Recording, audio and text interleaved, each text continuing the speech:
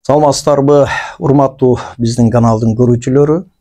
Биз айткандай, кылмыш курамынын 3-чү белгиси жөнүндө бүгүн сиздер менен сөз кылабыз.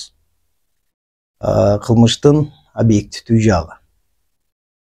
Кылмыштын объективдүү жагы ошол кылмыштын 4 элементтеринин негизгилеринен болуп салат. Кылмыштын объективдүү жагы эмнени түшүндүрөт?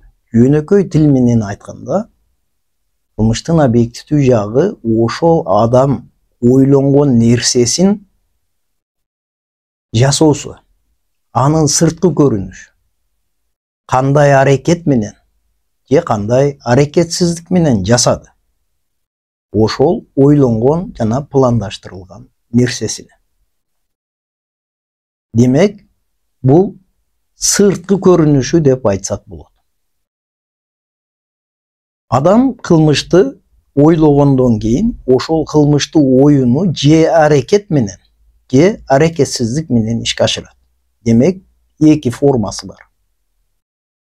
Аракет менен бул активдүү аракет менен жасалышы мүмкүн. Мисалга, бирөөдү атуу, бирөөдү уруп салбоо, бирөөнүн мүлкүн уурдоо, тоноо, каракчылык кылуу менен активдүү аракет менен өзүнүн кылмыштуу оюну ишке ашырат. Ошол эле мезгилде адам ошол жаман ниетин, кылмыштуу оюн аракетсиздик менен да ишке ашырышы мүмкүн. Аракетсиздик менен кантип ишке ашырат? Мисалга, адамды кароого милдеттүү болгон адам ошол дарысыны бербей коюп, же карабай тамак ашыны бербей коюп, ачкачылыктан же дарысыны ичпегендиктен каза болуп калышы мүмкүн. Демек, ошол адам ал оюну жасай турган нерсесин жасабай туруп, ал өлүмгө дуушар кылат. Дагы бир мисалы, тиешелүү милдеттүү аткарганга зарыл болгон нерселерди аткарбай коюу менен дагы кылмыш жасалышы мүмкүн. Мисалы, кээ бир адамдарга бир нерсени аткаруу милдеттендирилет. Бирок ошол жүктөлгөн милдетин аткарбай коюу менен оор кесепеттерге алып келиши мүмкүн. Мисалы, туура эмес курулуштарда өз эрежесин сактабоо, темир жол, автожолдордо тиешелүү эрежелерди курууда эрежелерди сактабастан, ошол сактабаган эрежелер оор кесепеттерге, оор залалдарга алып келиши мүмкүн. Демек, ошол аткарууга милдеттүү болгон нерсени аткарбагандыктан аракетсиздигинен залалдар келип чыгат. Демек, кылмыш дайыма эле активдүү аракет менен болот деген туура эмес. Ошондуктан кээ бир кылмыштар аракетсиздик менен дагы жасалышы мүмкүн. Демек, адам кылмыштуу оюну активдүү аракети менен жана ошондой эле пассивдүү аракетсиздиги менен жасашы мүмкүн. Эми кылмыштын объективдүү жагынын милдеттүү белгилери жана милдеттүү эмес белгилери бар. Милдеттүү белгилери 3 нерседен турат. Биринчи белгиси бул аракет же аракетсиздик. Демек, адам жана биз айткандай милдеттүү турда аракет же аракетсиздикти жасаш керек. Экинчиси кандайдыр бир коомдук кесепет. Коомдук кесепет дегенде биз ар кандай залалдардын келип чыгышы же ошол залалдарга залал келтирүү коркунучу келип чыгышы мүмкүн болгон нерселер жөнүндө айтып жатабыз. Демек, кесепет болуусу керек. Демек, аракет, кесепет, үчүнчү негизги белгиси бул экөөнүн ортосундагы түздөн түз байланыш болушу керек. Башкача айтканда, адам аракеттенди, кесепет келип чыкты, ошол аракеттенгендин себебинен ошол кесепет келип чыкты деген нерсе болуш керек. Демек, тергөөдө болобу, башка сотто болобу, иликтөөдө ошол адамдын аракетинен жана аракетсиздигинен ошол кесепет келип чыкты. Башка себептен эмес. Жалгыз ошол адамдын аракети жана аракетсиздигинен ушул залал болду. Ушул кесепеттин себепкери ушунун аракети дегенди гана далилдемейин сайын кылмыштын объективдүү жагы жок. Бул негизги белгилер. Мисал катары айтсак, эгерде бир адамды атып жатса, ал алган октон, жаракаттан каза болуп жатса, демек атуу анын активдүү аракети, өлүм кесепет, демек аткан октун кесепетинен тиги каза болду деген нерсе бул кылмыштын объективдүү жагын түшүндүрөт. Жанагы биз айткан аракетсиздик сыяктуу эле. Мисалга ошол дарыны өз убагында албагандыгы, же болбосо ошол ачкачылыктан тамак бербегендиктен каза болгондугу, ал ошол адамдын бербегендигинен, дарысын же тамагын бербегендиктен келип чыкты деген сөз. Өлүм менен аракеттин же аракетсиздин ортосунда түз байланыш бар. Демек ушунда гана ошол кесепетке тиги адамдын аракети же аракетсиздиги себепкер, себеп деп айтсак болот. Демек үч нерсе: аракет, аракетсиздик, кесепет ортосундагы туздөн түз байланыш болушу керек. Ар бир кылмышта болбосун, муну далилдөө өтө зарыл. Кээ бирде келип чыккан кесепет менен аракеттин ортосундагы байланыш болбой калышы мүмкүн. Эгерде андай байланышты тергөөдө же сотто аныктай албаса, демек ал кесепетке ал адам күнөөлүү болуп эсептелинбейт. Көпчүлүк учурларда мисалга эки адам урушуп, бир адам жатып калып, экинчи адам кетип калганда, ал адам ошол жерде жата берип, тоңуп өлүп калышы мүмкүн, сууктан өлүшү мүмкүн. Бирок алган жаракатынан эмес. Демек, ал ошол сууктан тоңуп каза болду.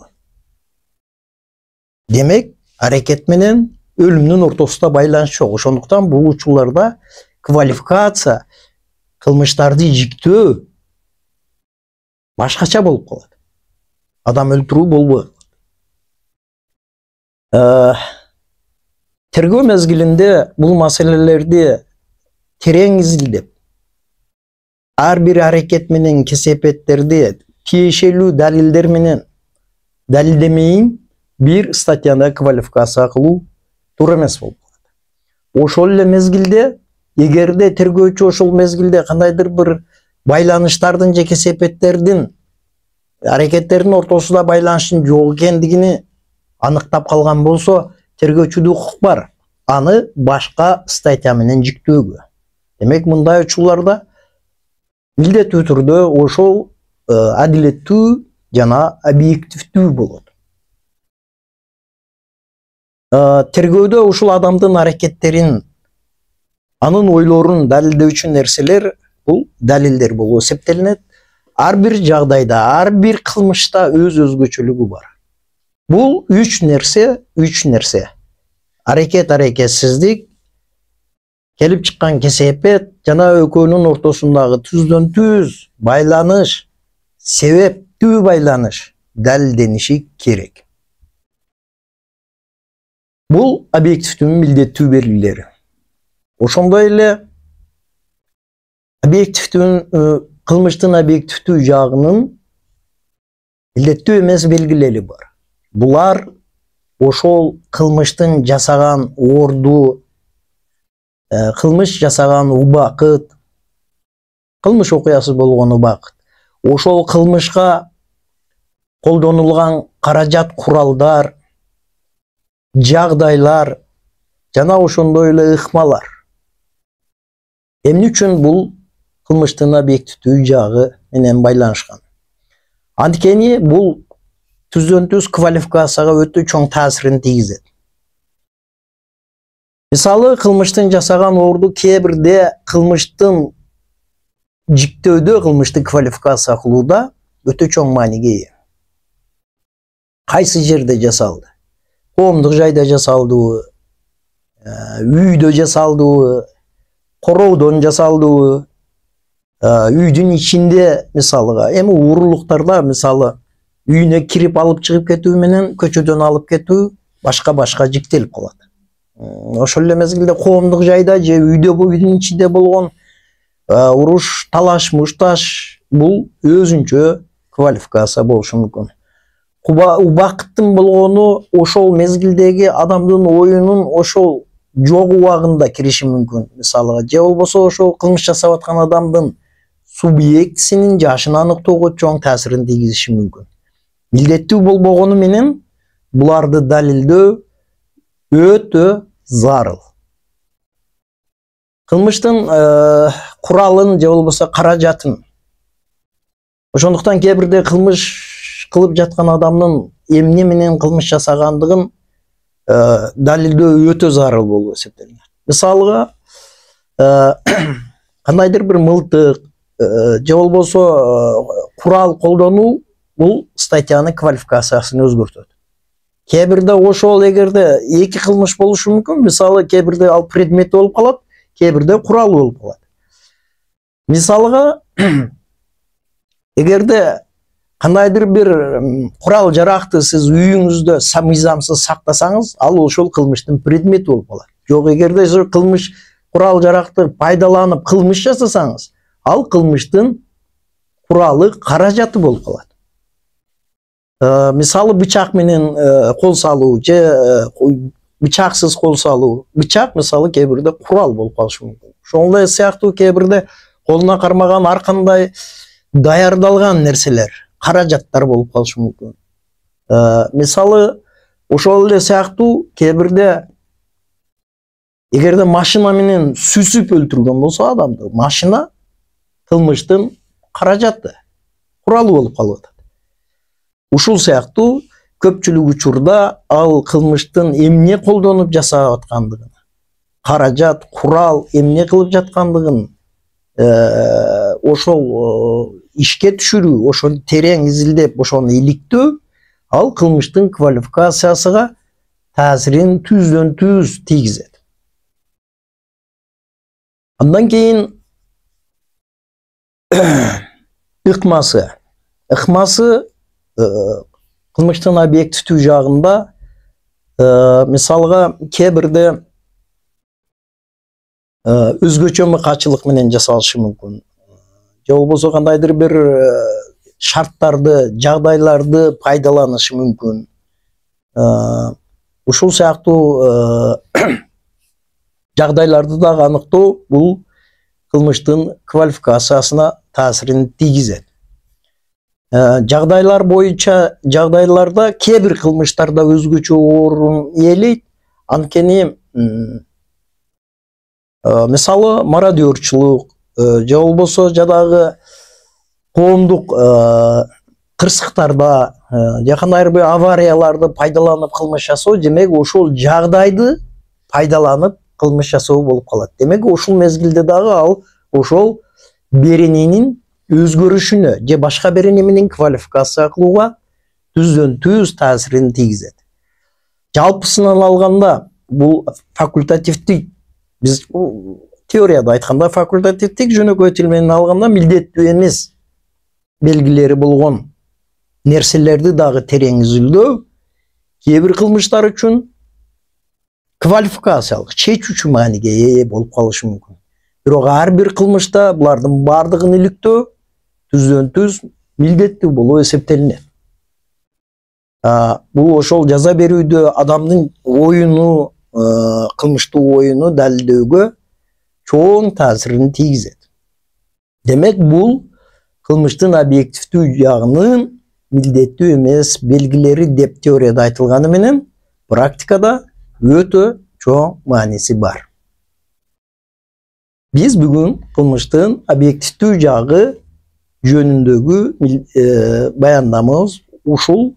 Кийинкиде кылмыштын субъективдүү жагы жөнүндө маселе кылмакпыз.